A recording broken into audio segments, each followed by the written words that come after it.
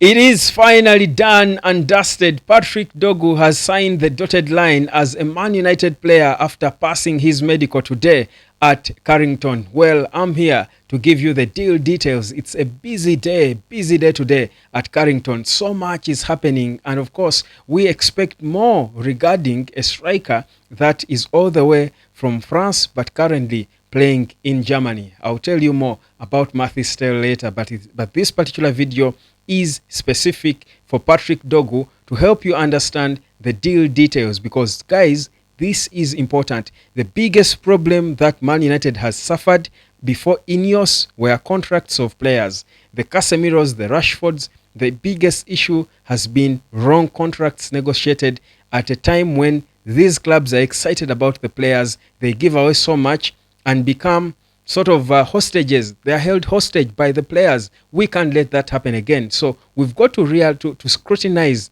the Dogu contract and get to understand what exactly is entailed in it. I'm here to give it to you. Subscribe, like, and share. But first things first, big round of applause to our player of the month, Amad Diallo, who has been crowned the Man United player of the month. Are you surprised? I don't even need to give you the details. I think he needs no introduction and explaining and justifying as to why Amad is the Man United player of the month. Deservedly so. But let's get proper into Patrick Dogu and what his contract is like. So Dogu's, first of all, has signed a 5-year contract. Now, 5 years is a long-term contract. That is in football, because sometimes players sign 2 years, 3 years, a few times 4. 5 and above is long-term. Now, clubs today are adopting the idea of tying down young players to long contracts, because it is always going to give you, that comfort that you have them and you have time and for them to concentrate on being built into players who perhaps you can sell in the future. So a long-term contract is good for the player. It gives them that comfort. The same thing with Amad. I think it signed a 5-year contract as well with an option of a further year. We know that teams like Man City are tying players down to 9.5-year contracts.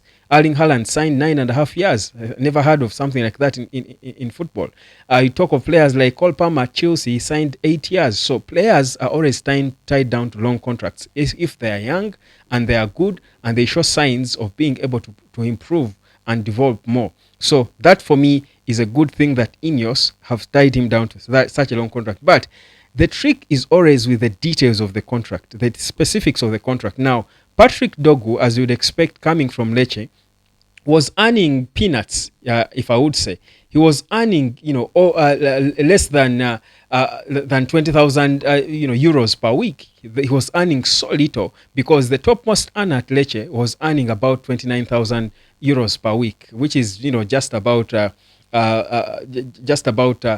2,000 pounds per week, 20,000 rather pounds per week. So it's certainly easy for Man United to get into a negotiation with such a player for wages, because anything they offer him will always be an increment, a massive increment, more than double the wages he has been earning at Lecce. So it's a big time opportunity for him. Before, Man United were the kind of club that would be cornered into offering a player who has been earning less than 20,000 pounds per week, and they offer him 100,000 or 150,000 pounds per week. That was the craziness you would see. And that's why these players, likes of Antony, would barely play football, because they were earning too much. How much was Antony earning at Ajax to warrant earning more than 200,000 pounds per week at Man United? So these are the things that INEOS are looking to correct with Omar Berada. Get young players, tie them to long contracts, and give them decent wages. Let them earn every penny. They let them work for every penny they earn. So according to the new contract, again, from what I get from my inside sources, is that Patrick Dogu will earn initially, he will earn 2 million per year in the first years of his contract. The first 2-3 years of his contract, he will earn 2 million euros per year, which is just under 40,000 pounds per week. That is just under 40,000. I told you he was earning less than 20,000 pounds per week at Lecce.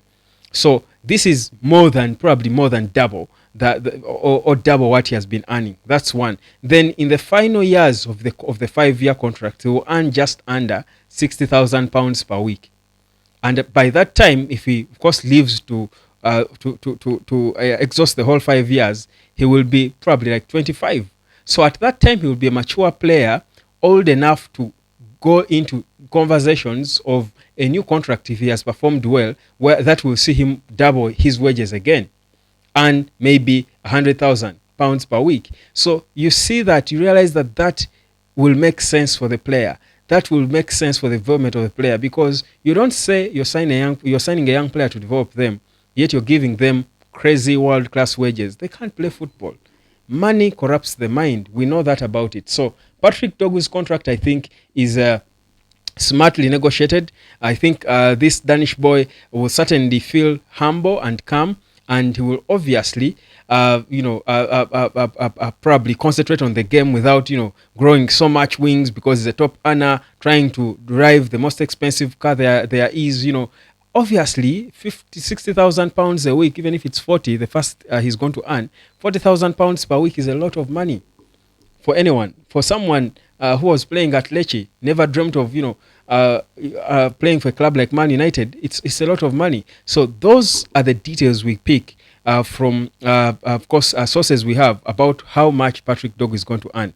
So for me, it was always important. Yes, we are all excited about signing Dogu, but the details of the contract were always going to be important for me. The details of the contract were always going to be important, because we are trying to correct the wrongs that have got us in a ditch so deep that it's difficult for us to dig ourselves up. And that is because the John Matters and Richard Arnolds were signing players to crazy contracts, excited contracts. It's wrong. You could be excited about Dogu, but he's a work in progress. Give him what he deserves so that he grows and earns his money. That's how you develop a player. Amorim and INEOS are changing things, and you love to see it. So that's exactly what's going on at Manchester United right now. This is the United of Sport. This is a busy day. I would call it deal day, but trust you me, it has been worth it. This is a wing back, a critical signing for Ruben Amorim. Crucial signing. And the fact that he has made him his first signing, his first marquee signing, the pressure that comes with it is humongous. But knowing how much he's going to earn, knowing the nature of his contract, knowing, because even the money you earn sort of triggers expectation. So if a player is earning £40,000 per week, your expectations should not be for him to instantly play £200,000 football. He's brought, yes, as a player in the senior team, but he's young, he's only 20, and will need time to develop into Premier League football, and of course get to a level where we can look at him and say, okay, looking back where he came from, this boy is world class now, and we've developed him into that. So that's exactly what we want to see going forward, because United has got to develop their own players, and perhaps, if you want, sell them when they are ripe. In 5 years, he will be 25, his prime probably, because Dogu's best is definitely ahead of him. Let's hope it's going to be at Man United. Subscribe, like, and share, and let me catch you later.